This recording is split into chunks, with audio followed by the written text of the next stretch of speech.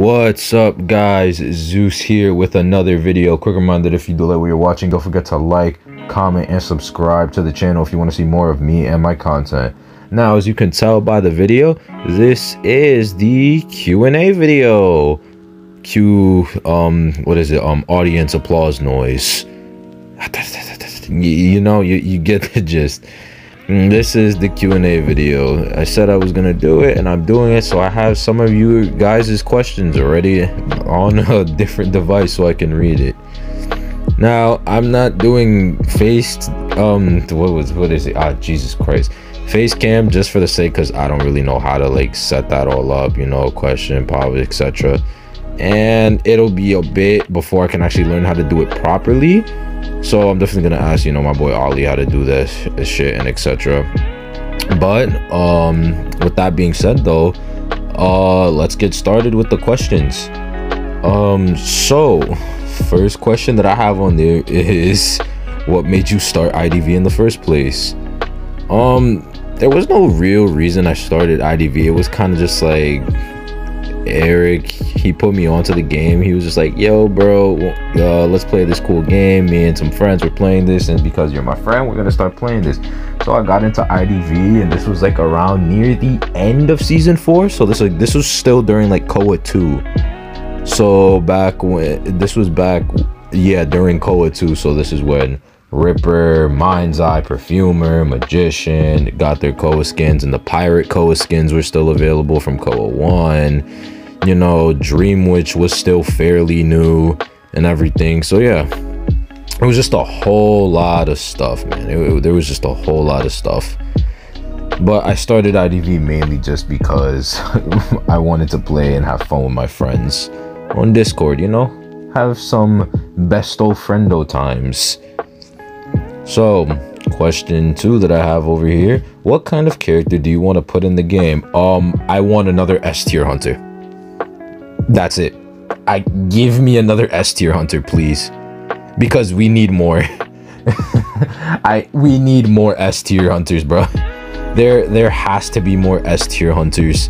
We need like a hunter that has like at least 2 out of the 3 check marks for the basis of S tier hunters. And for a quick rundown of the basis, it's Cypher Pressure, Anti-Tight Kite, and then Camp. So at least a hunter with 2 of those premises built into their kit, and not on some bullshit ass restriction, or on some stupid like, oh, the hunter needs to be full feed just so that way then they can gain an ability to pressure ciphers, even though that wouldn't make any sense, because by the time they get full feed, there's only going to be 1 cipher left or 2 ciphers left, and that's going to be completely pointless. Like, from the beginning of the game, at least 2 out of the 3 abilities, 2 out of those 3 things, of those prerequisites, give me a hunter like that. Like, I don't know, a hunter. I don't want another hunter like Dream Witch, because put simply, then we'd just be back in square one with whole everyone banning a character type thing. I want this hunter, like a hunter that I want. It was like, what's a concept for a hunter? We have a water one, we have one that creates statues, got a literal wheel, just like a literal wheel, a demon from the pits of hell. So how about we make the next S tier, why don't we make it a god from a myth, like from some kind of mythology, whether that be Norse mythology, Greek mythology, any kind of mythology, really, anything, or any kind of lore from like ruins or something. Like, I don't know, like Castor's a god of the ocean, so like, I don't know, something along those lines. Just a hunter like that can really, a hunter that can put 1 cipher pressure early from the early game, just cipher, at least at first presence, cipher pressure at early game, so that way then you can really just like make sure survivors aren't decoding. And then with chase, you can gain camp through unconventional ways of camping with the hunter, or it can just be an M1 hunter like BQ, and then you just rinse, repeat, and you just cipher pressure, etc. But if you really want to push it for that S tier, give it that camp ability, or buff the chase, so that way then the camp is even worse. Honestly, another S tier hunter though would be good, but I don't have an actual idea or concept for a hunter, unless they want to go back to like, I guess what they did with Percy with the electricity thing, except rework it I don't know. So like maybe take a little bit of what Wax Artist did. Like, I don't know, like this hunter could take electricity. He can set up like a pulse. He can set up a current of electricity. So that way then after that, when a survivor goes through it, they get shocked. They start, I don't want to do another build up because put simply the build up hunters are getting repetitive. But it's like, you know, they go through the shock, or the shock prevents them from, you know, going past a certain point. So like you could like literally set that up like a gamekeeper trap, so that way then after that it doesn't go. And then after that you can cipher lock from afar. So like Sculptor's Chisel, except instead of a chisel it's like a lightning bolt or something, I don't know. And then after that you just cipher lock.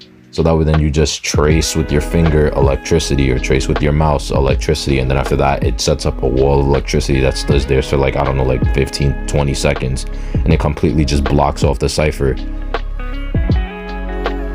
And then, you know, decoding debuffs, etc. for survivors that go through, and just to really like sprinkle it in there, you know, maybe we'll go back to the build-up hunters, or he'll just have an ability to where he'll be able to chip electricity onto the survivors. Like, I don't know, he'll be able to be like Bonbon in a sense, or he'll be able to just like throw bits of electricity at the survivor. Or for my DBD fans, for those that even know play DBD, it can be like Trickster, where he just throws like just currents of electricity, just da da da da da da da da da, and then after that, boom. But yeah, just a character that like would really meta shift the game, just for the love of God, change the meta of the game, because this game has had the same meta for literally over 10 seasons. So yeah. With that being said, on to the next question by No, Ozma, I will not spare you in ranked. Now for your actual question.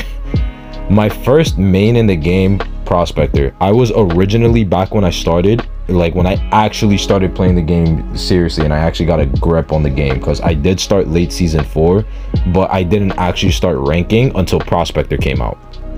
Prospector was my first ever main, and I know I give a lot of shit to Prospector on stream and on videos and stuff, being like, oh, this character is so annoying, oh my god, this character is so not fun. But I was originally a Norton main. Yes, I was originally a Norton main. Fun fact for all of you, the entirety of TVC were all Prospector mains. Literally all of us were Prospector mains back when Prospector first came out. Every single one of us, we were all Prospector mains when he came out, because his character concept was just so cool to us and we were fascinated. We were all Prospector mains when he came out. So yeah, that answers that. Now, next question. And this person has several questions, so yeah. First thing, what is your favorite character and skin? Ripper, so actually no. Damn it, I'm already lying. I'm already failing because I forgot the god himself. Violinist Infernal Sonata. But I said Ripper at default because Ripper was my main. So I'm gonna tweak your questions for top 2 because I can't pick a favorite because I love them both. So yeah, I'm gonna say Vio, Ripper, Infernal Sonata, Soul Emissary. How old are you? I am 17 years old. I am 17 years old. Do I play on PC? No, I do not play on PC. I currently do not own a PC at all, actually. What other games do you like? I'm into a lot of RPG games. Like, I'm into a lot of MMOs and RPGs, any kind of like single player fun type of thing. I'm a bit of a nerd. Like, I enjoy playing stuff like Pokemon and things. You know, I'm a little geek. I'm a little nerd boy on the inside. And then I also am a fan of horror games and stuff, so like I'm also like though very into stuff like Resident Evil, Five Nights at Freddy's, Last of Us, Outlast, just a lot of other stuff. And then of course, you know, your typical fighting games and action games, you know, stuff like Metal Gear Solid, Street Fighter, Mortal Kombat, Red Dead Redemption, Last of Us, anything, stuff like that. Is your accent different? Is your English British or American? Oh, so that's what you mean. I have an American accent since I do not live in Britain, and my English is more American since I do live in the United States. So yeah, I hope that helps with those. Next questions now. How do you feel about the toxicity in the IDV community? Ooh, this is gonna be quite the long response. I'm gonna be honest here. The toxicity in this community, I would say it gets me pissed if I wasn't like a bit contributing to it, because I'm going to be honest with myself, and I've done it on stream. I can definitely be a little toxic with how I say. I don't say anything in post-match. I don't like go in there and be like, oh, these survivors, you guys did bad. Oh my god, this is bullshit. Oh, you guys are literally trash. Oh my god, you should the things that I can't say because YouTube will not allow it, etc. But you guys get the gist of what I'm saying here. Like you guys get the gist of what I'm trying to say. Like, I definitely can be like, oh my god, fuck this character, or like, oh my god, Priest is this, Priest is that, oh my god, Merc this, Merc, you know, I can definitely let my emotions run wild and stuff. But overall, the toxicity in this community is honestly just disheartening to the whole player base, because it's like, the way I see it, it's like, you look at the China server. The China server, we don't all know the China server. All we know is that the China server has an IVL and has all of this stuff because it's the most popular server. But there's never been any complaints. Like, if you look in questions that the China server players ask devs and stuff, they don't complain about stuff like toxicity in the community for the most part. There's definitely competitiveness and toxicity into the community because it's a game that's gonna happen. There's no avoiding it. But they don't spend their whole time talking about it, asking it, and etc. They want to get the devs' attention. They want to know, hey, can we do this while playing? Hey, can we do X, Y, Z while playing? Hey, can we see if this change can happen so this character can be used? Hey, can we do this so that way then this map can be adjusted, so that way then more people would want to play on this map, or more people would want to play this hunter because of these benefits on X, Y, Z. You feel me? Whereas the NAU community, it's about ships, fan service, and then, you know, toxicity and stuff, where it's like, it's okay, and I'm not shaming anyone for those things, because put simply, you know, it's a community, you know, you're supposed to have fun with the community, you feel me? Like, there's nothing wrong with that. But it also gets to a point where it's just like, you may turn that into something toxic when it's the sole focus of your whole existence. When you turn that into the sole focus of your existence, it completely kills the community itself, and it just makes everything worse, because then we don't get taken seriously by the devs. They think we're a joke, etc. And then we only get one tournament a year, like we have right now with IVT. So that, in short, I feel that the toxicity in this community honestly just makes the game so much less enjoyable. It makes it so much more disheartening for people that actually want to play the game, because you don't feel welcome when you come to play the game if you don't like what somebody else likes, or you don't think the way somebody else thinks. It's just a very judgmental place. So that's how I feel about the toxicity in the IDV community. How do you feel if the game is more hunter or survivor sided? Hunter sided. Not DK Hunter sided. Wow, I'm gonna have to, wow, no, every hunter, nobody's letting me live that down. Nobody's letting me live that down. Nobody's letting me live that down. I did not mean hunter sided. I repeat, I did not mean hunter sided. I feel that this game is heavily survivor sided by the like greatest echelon of tiers. This game is so heavily survivor-sided, and I'm like, if you watch these games, I'm just telling you, you're gonna see it yourself. But it's like, no, this is so heavily survivor-sided.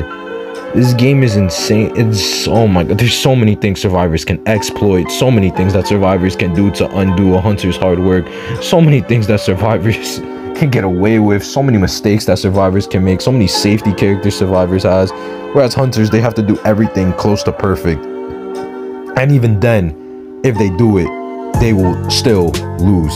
Like, they still have a good chance of losing. So yeah, survivor sided as hell. Now for more questions. Do you plan on streaming other games besides IDV? I actually do. I do plan on making some more Genshin content. I do plan on streaming other games like, you know, Five Nights at Freddy's, Genshin Impact, etc. You know, I don't want to make my channel solely revolve around IDV, because I know people will want to you know, they want to see other content, they want to see more games, because that's what I am. I'm a gaming channel, so it's like, yeah, no, it only makes sense that I play more games. So yeah, I do plan on streaming and recording more games. Will there be another Cats and Zeus duo stream? That's honestly up to him. If he has the time and I have the time, then of course, always down for it. And what are your favorite shows and movies currently? Oh God, Jesus Christ, I can't answer this on the top of my head. Okay, so first thing that comes to mind, favorite shows and movies. So I don't watch that much TV. I'm a nerd, so it's mainly just anime and manga for me. Oh wow, I like read one line later in top 5 anime and manga if you read some. So I'm just like, I can give you like some favorite shows that I've watched. Favorite show, like a good one, I know this is like probably the most basic shit you could ever hear from somebody, but Alice in Borderland, Squid Games, I enjoyed those a lot. Another show that I watched is called Lock and Key, that I was actually watching. I was binging with my mom, because, you know, we both find the show interesting as all hell. It's pretty much about like these keys that trap into magic worlds that give different powers to people. And it's like a bunch of kids who are like trying to find their father after he's like disappeared or found out that he's dead. So, you know, it's like, it's really interesting. So yeah, it definitely, at least like Netflix wise, Lock and Key, Squid Games, and Alice in Borderland. For anime, my top 5 like all time is definitely number 1, Dragon Ball. Dragon Ball Z, I'm a Dragon Ball fan. That's just me, I'm a Dragon Ball fan. Number 2, FMAB/FMA, although if we want to get technical, I put FMA03 above FMAB just because I love the way it ends, and that's controversial to people, but I love the FMA03 ending just because it leaves it up to thought, and I like theorizing about what could happen. And then number 3, then FMAB. Then after that, we get to number 4, which for me is Demon Slayer, because I read the manga, so that also goes into manga. And then for number 5, Shaman King. The remake right now is hitting different. The remake right now is hitting different. And that's mainly just all for new gen. I only added Dragon Ball because of Super. We'll get into old gen if you want to talk old gen. And then manga, currently right now, Dragon Ball Super manga, Blue Lock, Demon Slayer manga, Tokyo Revengers manga, and My Hero manga. Like, no, like those 5 are just going insane right now, especially My Hero manga. Right now, My Hero manga currently it's at its peak. So if you haven't, like, read that because it's going crazy. And now for the last bit of questions on here. What is my dream job / any big plans and goals I want to achieve in the future? So I actually want to become a therapist when I'm older. I want to help people, because therapy definitely helped me in more ways than one. So I do want to like give that back to people who would also need it. So my biggest aspiration in life is to become a therapist, major in psych and major in philosophy or sociology. Most likely sociology, just because psych and sociology go hand in hand. So yeah. And then what is my highest achievement in IDV? My highest achievement in IDV is probably getting that VIO #1 badge. That is probably getting that's probably the biggest highlight I could think of. Either that or me 4K'ing as round 1 VIO in ICL for my first actual tournament. So yeah, that was definitely some. So it's like, it's between those two, either getting my VIO getting my #1 VIO badge, or 4K'ing round 1 in ICL in my first ever tournament. So yeah, that's definitely it. Those two are definitely like my biggest achievements, and that like all the time I've been playing this game. So yeah, that's all the questions that I got from this. Quite a few actually. This recording took quite a bit of time, but With that being said, I hope you guys did enjoy the Q&A video. This was definitely a lot of fun. I had to like ignore some of these comments just so that way I could keep myself from reading them and thinking about them ahead of time, which is because I wanted like I wanted a blind react in a sense to it, so that way then you guys could get like a genuine reaction. And I hope you guys enjoyed that.